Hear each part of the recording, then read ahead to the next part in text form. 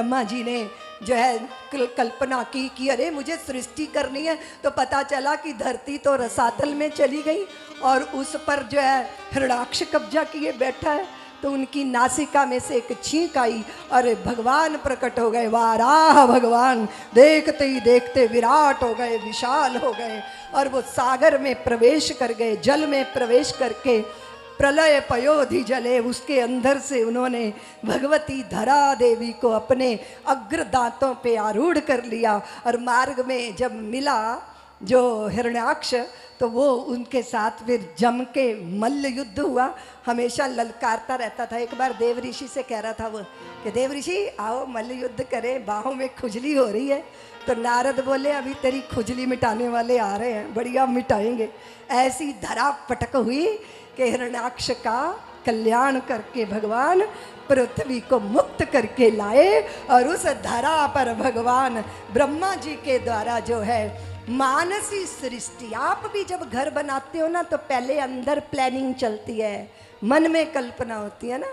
हमारे आदरणीय अग्रवाल साहब के पुत्र ने सोचा होगा, साध्वी सत्यप्रिया उनको मार्गदर्शन दे रही थी कि मंडप कैसा होगा, पंडाल कैसा होगा, मंच पे व्यवस्था कैसी होगी, दीदी माँ की व्यासपीठ कैसी होगी। पहले अंदर चला होगा ना, मानसी सृष्टि होती है पहले, फिर बाद में वो सृष्टि साकार होकर प्रकट हो जाती है। मैथुनी सृष्टि हुई और मनु शतरूपा का प्रादुर्भाव हुआ। फिर वहाँ से तमाम सृष्टि चली। सूरज चंद्र आप सब देख रहे हो, ऊपर गगन विशाल, नीचे गहरा पाताल, बीच में धरती। वाह मेरे मालिक, कभी देख के आनंद नहीं आता? वाह क्या बात। मैं तो आपकी बाजार से निकली ना उस दिन, जब वो रथ पे बैठी थी, अद्भुत रथ था। हम पूछ रहे थे भैया ये रथ कहाँ से आया? बोले दीदी माँ रायगढ़ से मंगाया गया आपका रथ। और रथ में वो चारों तरफ वो लगी थी पुष्प की, फूलों की लटक रही थी लटकनियाँ। उसमें से झांक झांक के मैंने देखा, वाह सब्जियों का जब जैसे देखा वो जामनी जामनी बैंगन और लाल लाल टमाटर, ऐसी हरी भरी सब्जियां। और जैसे मैं ये देखती हूँ ना, सीताफल देख लिया या कोई, ये सब मुझे अंदर से ना लगता है वाह प्रभु आपने मनुष्य को क्या क्या नहीं दिया है ना। कितने कितने भोज्य पदार्थ है, इतनी सब्जियां, इतने पुष्प, इतने फल। फिर भी मनुष्य का दुर्भाग्य देखो कि जीवों का कत्ल कर करके खाता है ना। दिया कितना भगवान ने, और आपने अपनी करामात से उनको और स्वादिष्ट बना के। हाँ, और देखो एक और नहीं कमाल है, आप अपनी पत्नी को वो है ना, वो क्या ला के देते हो, उसको क्या बोलते हैं, जो ऐसे ही ला के देते हो, जो सब्जियां वब्जियां ऐसे ही, उसको क्या बोलते हैं कि जो बिना पकी हुई। आप जितना देते हो ना लाके थैले में भर के, अरबी लाए और फिर क्या लाए, फिर पालक लाए, गोभी लाए, आलू लाए, तो आपने उसको कच्चा पकड़ाया, ठीक है। उसने क्या किया, स्वादिष्ट बनाकर आलू को पराठों में डाल दिया, फिर सुंदर आलू उबाल के फिर उसको छौंक दिया, फिर चोखा बना दिया। आपको स्वादिष्ट करके परोस देती हैं वो आपकी भारिया, आपकी धर्म पत्नी। आप जो लाके दोगे उसे स्वादिष्ट करके देगी और उसे दुगना करके देगी। अब ये समझ लो कि क्या दोगे। अगर प्रेम दोगे ना तो और ज़्यादा स्वादिष्ट करके परोस देगी, और अगर क्रोध दोगे ना तो दुगना बरसाएगी। सावधान, देते समय सावधान रहना, क्योंकि जो दोगे वो 1000 गुना लौटा के देने की सामर्थ्य तुम्हारे घर की स्त्री में है ना। तो देख लो क्या देना है, ये तो तुम्हारी समझदारी पे डिपेंड करता है, निर्भर करता है। चलो हम देख लेते हैं जगत को, बनाने वाले को देख लेते हैं। नहीं नहीं नहीं, जिसके द्वारा जो बन गया उसे देख लेते हैं। और देखो तो जरा, देखो तो अपनी आंखों को देखो, आंखों पे ये पलकें जो है ना, इसके अंदर मेरे एक बड़े प्यारे शिष्य हैं डॉक्टर श्याम अग्रवाल।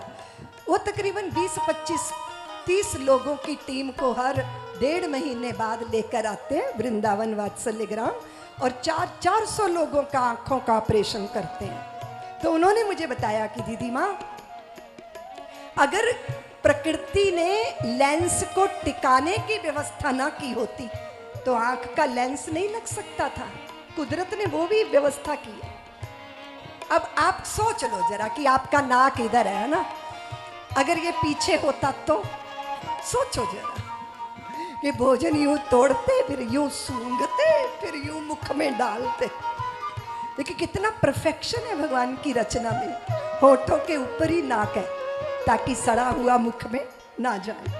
आंख में कुछ गिर जाता है, पलकें तुरंत झपकती हैं, आंसू बहते हैं और गंदगी बाहर निकल जाती है। और जीभ में जैसे ही आपने भोजन रखा, स्वाद अंदर घुल जाता है ना, कितना अद्भुत है। अच्छा देखो, कान का काम तो छेदों से हो सकता था, पर फिर भी भगवान ने ये कान देखो, कान देखो जरा, कान ये बेचारा एक इधर चपका है, एक इधर चिपका है। बेचारे ये कई बार कहते हैं कि हमें क्यों बनाया प्रभु। सब लोग आँखों की तारीफ करते हैं, नाक की तारीफ करते हैं, अरे वाह कितनी सुंदर होंठ है, कितने सुंदर गाल है, कैसा सुंदर माथा है। कानों की तो कभी किसी ने तारीफ नहीं की कि कितने सुंदर कान है बेचारे। और जब भी कोई गलती करता है तो कान ही पकड़े जाते, कान पकड़ के मारते थे मास्टर जी मुंह पे चपत बेचारे। वो कहते हैं दो पूड़ियों की तरह हमें इधर चपका दिया, इधर चपका दिया। ऊपर से देखना आंखों को, पर डंडी हम पे लटकी रहती है, इधर चश्मे की डंडी।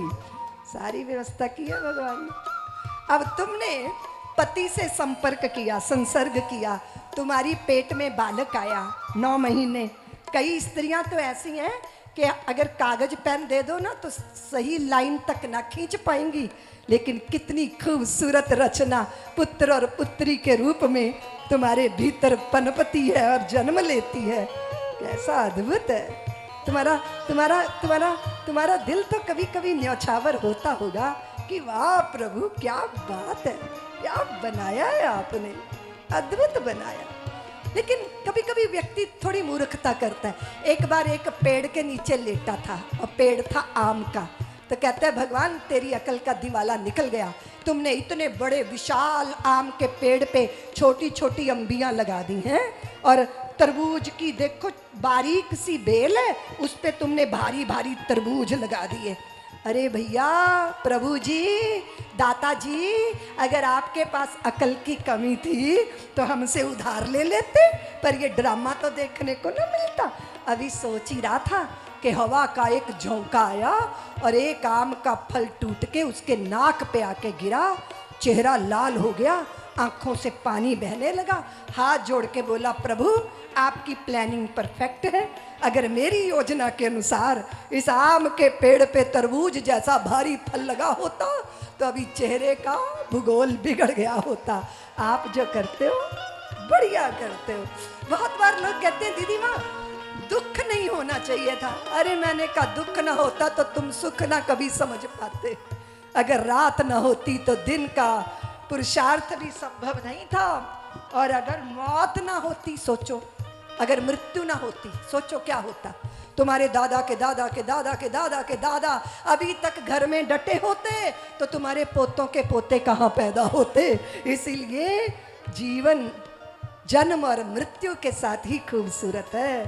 सुख दुख रात दिन सब बहुत सुंदर है। दिमाग जितना मर्जी लगाओ, भगवान जितनी इस रचना का परफेक्शन, आप इसमें दिमाग लगा के भी हार ही जाने वाले हो। इसलिए हम क्यों नुक्स निकालें।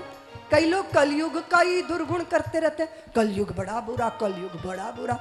अरे भैया हम जिस युग में हैं हम उसकी क्यों बुराई करेंगे, हमें तो बहुत अच्छा लगता है कलयुग। देखो शक्ति नगर के अंदर भागवत की कथा हो रही है और हम सब बैठ के ओम नमो नारायण का मंत्र जाप कर रहे हैं।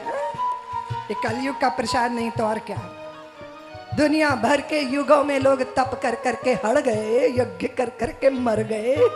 हमारे लिए कितना आसान है, बस भगवान का नाम लो, हृदय में रस घोलो, जीवन धन्य हो जाएगा, कृतार्थ हो जाएगा। चलो सब्सक्राइब करें साध्वी ऋतंभरा जी के YouTube चैनल को, और हमारे वीडियोस को सबसे पहले देखने के लिए बेल आइकन को दबाना ना भूलें।